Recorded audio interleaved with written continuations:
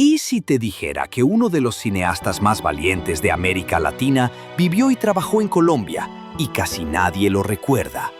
Un director chileno que escapó de una dictadura para contar, desde Colombia, las verdades más incómodas de nuestro país. Su nombre era Dunav Kuzmanić. Olvidado por muchos y prohibido por otros, su legado es un archivo fílmico de las heridas de Colombia. Su contribución al cine y la televisión del país es invaluable, al igual que su relación con el Culebro Casanova, su actor insignia.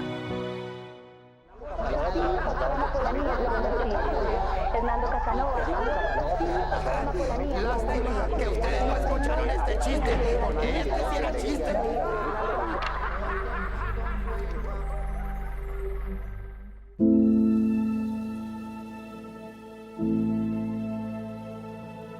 Dunav Kuzmanić, nacido en Santiago de Chile en 1935, llegó a Colombia en 1975 tras el golpe militar contra Allende.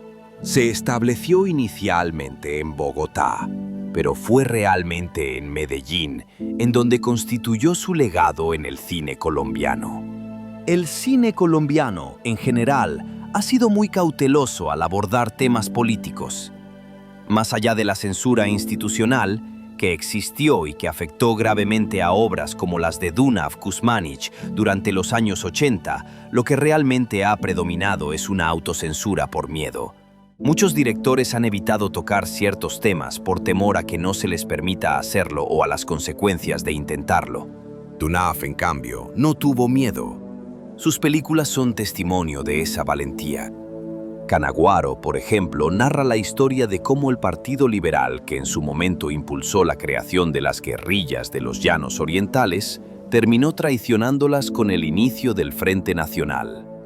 Es una historia contada desde una perspectiva épica, guerrillera y profundamente llanera. La agonía del difunto aborda el conflicto por la tenencia de la tierra, uno de los motores históricos de la violencia en Colombia. El Día de las Mercedes refleja cómo un pueblo cambia al enfrentar la represión militar, cuando la única salida que les queda es la rebelión. Ajuste de cuentas puede tener elementos de producción que hoy se sientan envejecidos, pero su mensaje sigue siendo incómodo y vigente. Fue una de las primeras películas en hablar abiertamente del narcotráfico, justo cuando el fenómeno empezaba a tomarse al país en todos los niveles. Por su parte, Mariposas S.A. adopta un tono más ligero, con una historia sobre un grupo de prostitutas que recorren diferentes pueblos, pero incluso ahí se mantiene la crítica política. Detrás de la comedia hay un señalamiento claro y constante a la corrupción, la hipocresía del poder y la doble moral de instituciones como el Estado, el Ejército y la Iglesia. Su trabajo como guionista también fue sin precedentes. Dos de las películas que escribió, San Antoñito y Cóndores no entierran todos los días, fueron seleccionadas para el Festival de Cannes, siendo esta última la primera película de ficción colombiana en alcanzar ese reconocimiento. Ahora bien, una de las particularidades y sellos del cine de Kuzmanić es la participación de Hernando "El Culebro" Casanova en todas las películas que dirigió.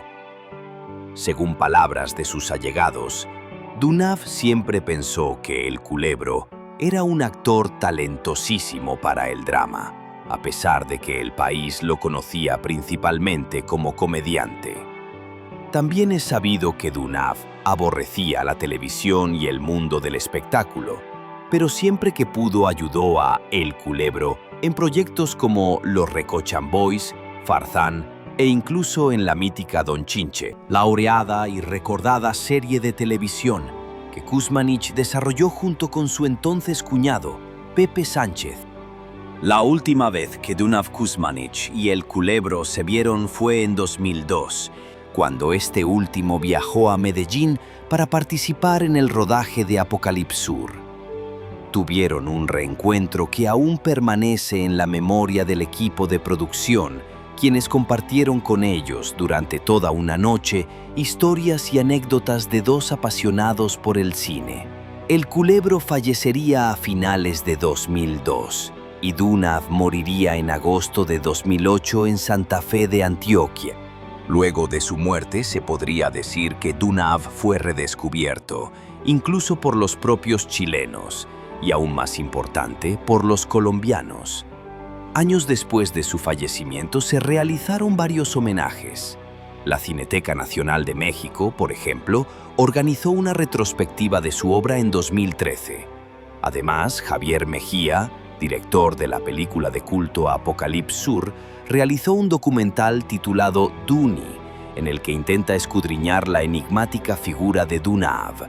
Acompañado por 5 de sus películas rescatadas por el patrimonio fílmico colombiano, se lanzó un box set con el objetivo de perpetuar para siempre el legado de Kuzmanić. Uno de los esfuerzos más importantes para mantener viva la memoria de Dunav Kuzmanić fue la creación de la corporación Dunav Kuzmanić, Corpoduni.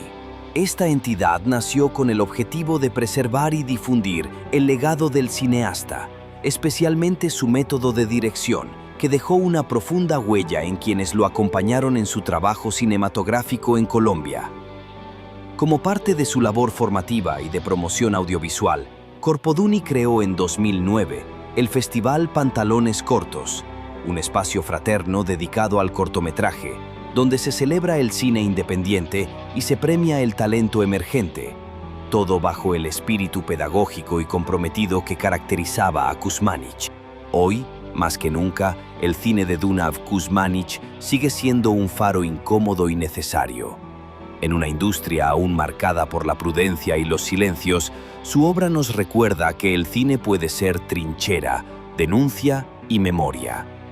Kuzmanić no solo filmó historias, dejó un archivo vivo de las heridas sociales de Colombia, narradas con rigor, valentía y poesía visual. Su legado no pertenece únicamente al pasado, sino que interpela al presente, a los creadores, a los espectadores y a un país que todavía lucha por contarse a sí mismo sin miedo. Volver a Dunav no es solo un acto de homenaje, es un acto de resistencia.